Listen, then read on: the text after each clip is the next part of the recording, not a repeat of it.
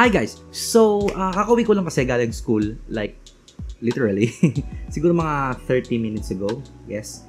And kanina sa school kasi nagkaroon kami ng reporting, no? And yung nireport ko kasi is about sa primary and secondary memory, including yung cache memory. So yeah, sa video na to, gagawin ko ng video, yung nireport ko kanina kasi sabi ko, maganda tong gawa ng video kasi interesting siya and also, sobrang basic kasi ng mga nireport ko kanina, like sobrang basic.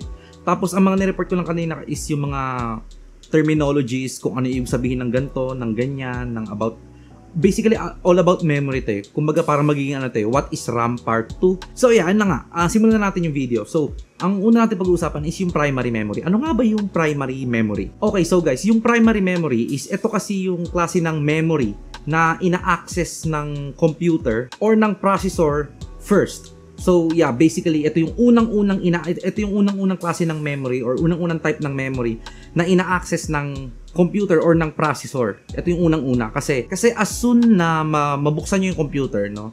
Pagka binuksan niyo yung computer niyo, ito yung naglo-load. No, nilo-load nito yung mga running applications such as yung operating system, yung user interface, yung graphical user interface ng ng computer nyo. And yung mga iba pang user installed, yung in-install ng user, no, tayong mga user in-install natin na running application.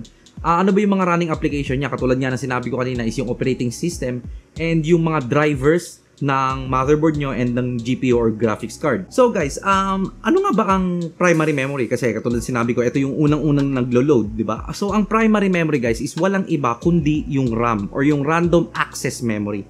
No? So by this point, siguro naman alam nyo na kung ano yung sabihin ng random access memory, kung bakit siya tinawag na random or bakit siya naging random. Pero okay, so para dun sa mga hindi pa nakakaalam kung bakit tinawag na random, no, ang random access memory is, kasi ang random access memory guys is isa rin itong klase ng, itong type ng storage pero volatile ito. Ibig sabihin ng volatile is pagka ang computer nyo is shutdown nyo, lahat ng datas and files na naka-store doon or naka-save doon sa memory nyo is mawawala. Unlike doon sa mga storage drives natin, for example yung mga HDD, SSD, isa silang NVMe or yung mga non-volatile type ng mga storage yan. Ibig sabihin nun is permanently nakalagay doon yung files, no? Hanggat hindi binubura ng user or hanggat hindi nako-corrupt. So kaya siya tinawag na random access memory kasi walang karapat or walang kakayahan, no, yung user na hanapin yung mga files na naka-store doon, yung mga data na naka-store doon sa mga memory ng computer natin. Yung system mismo yung gagawa para mag-locate ng mga naka-store na files and data doon sa memory. Okay, so guys, no, primary memory pa rin tayo. Dito i-define natin, so ano ba yung pinagkaiba ng SODIMM and ng DIMM. Okay, so hindi ko na masyadong bibigyan pa ng technical explanation to. Basically, i-define ko lang kung ano ibig sabihin ng mga abbreviations na yon and ano yung pinagkaiba ng dalawa. Okay, simulan natin guys doon sa DIMM, no, sa DIMM. Ang ibig sabihin ng DIMM is Dual Inline Memory Module. Ang ibig sabihin naman ng SODIMM, SODIMM, is Small Outline Dual Inline Memory Module. Okay, so guys, pagka ginugel nyo yan, ang unang-una nyo mapapansin na pagkakaiba ng dalawa is yung SODIMM, yung SODIMM, is ito yung maliit na version ng RAM. Usually, makikita nyo ito sa mga laptops, sa mga netbooks. Ayun yung kalahati lang nung size ng RAM, na maliit lang yun, pero memory pa rin siya. Then yung DIMM naman is yung mga full-sized memory, yung mga katulad ng mga memory sa computer. Okay, isa pa dun sa mga diniscuss ko kanina or nireport ko kanina dun sa school is yung difference ng NVMe and dun sa VMe. Since nasabi ko na to kanina, next. Okay, so ang next natin is i-define natin ano ba yung DRAM, SRAM, and yung SDRAM. So, i-define natin sila and ano ba yung pinagkaiba nilang tatlo? Ano ba yung mga pinagkaiba nila? Okay, so guys, simulan natin sa DRAM. Ano ba ibig sabihin ng DRAM? Ang ibig sabihin ng DRAM guys is Dynamic Random Access Memory. Ang SRAM naman is Static Random Access Memory and yung SDRAM is yung Synchronous Dynamic Random Access Memory. Okay, so kung i-google nyo yan, ang i-differentiate natin is yung DRAM and SDRAM. Ang DRAM kasi or ang SDRAM kasi is ito yung advanced version, no, ng DRAM. Kasi guys, no, from the word itself, synchronous, ibig sabihin sinisynchronize neto yung clock ng computer nyo doon sa mga files na ibinabato ng mga users. Yung SRAM naman guys is yung static random access memory. Ito naman yung mga memory na kumbaga parang cache memory kung tawagin. Kasi maliit lang itong static memory na to usually nandoon yun sa CPU nyo. Nandoon sa processor, no?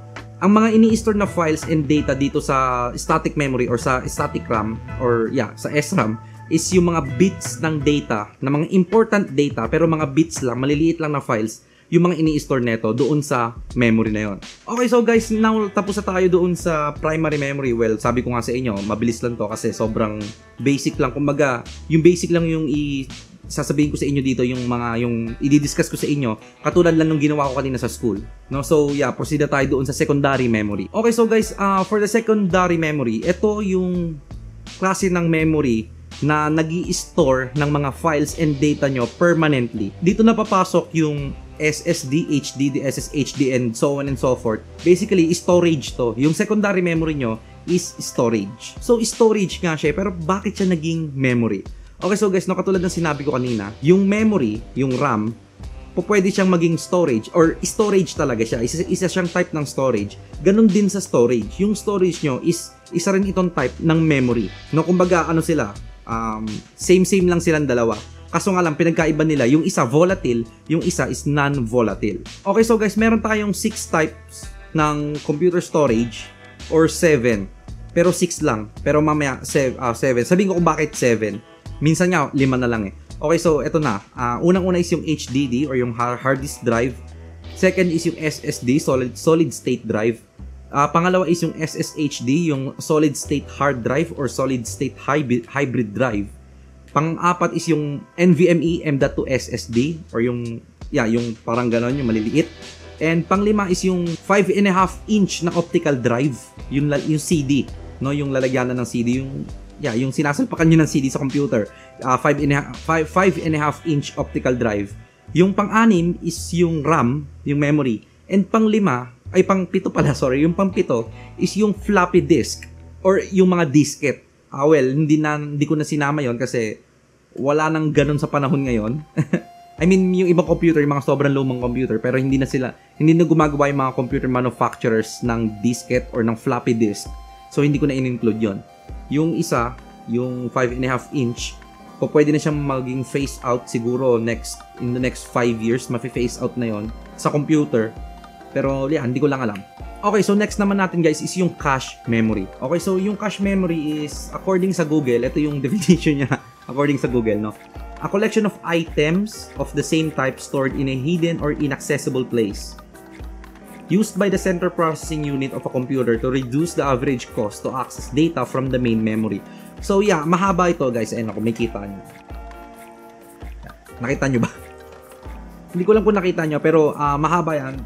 Basically, ang ibig sabihin lang naman yan guys is, yung yung CPU nyo or yung processor nyo is meron pa itong tinatawag na storage, memory. Yung cache memory guys is ito yung memory or ito yung memory na nandoon sa mismong CPU or sa mismong processor ng computer nyo. Iba pa yung iba pa yung RAM.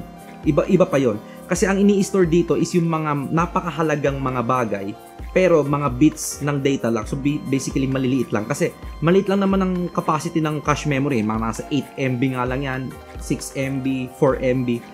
Ganun lang kaliit yan. So ang mga ini-store doon is yung mga, aside from the frequently used applications, ang nilalagay dito is yung mga data ng mga operating system, yung mga running data. Kasi kailangan itong ilagay doon kasi yung cache memory ng processor nyo, ito ay yung pinakamabilis na klase ng memory kasi ito ay nakalagay directly sa processor ng computer nyo. Grabe, sobrang dami kong pinagsasabi dito. So, yun na nga guys, maraming salamat. Ayun na basically na ni-report ko kanina dun sa school. Yung primary and secondary memory featuring cache or with cache. Basta cache, yung cache memory. So, ayun na nga guys, maraming salamat sa panonood. Like yung video kung nagustuhan nyo, i-comment kayo sa comment section down below.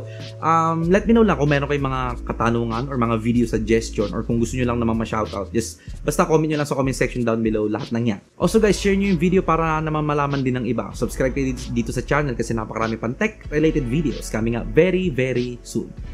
Iyon na nga guys, no? So once again, my name is CJ and magkita-kita tayo ulit sa susunod kong video.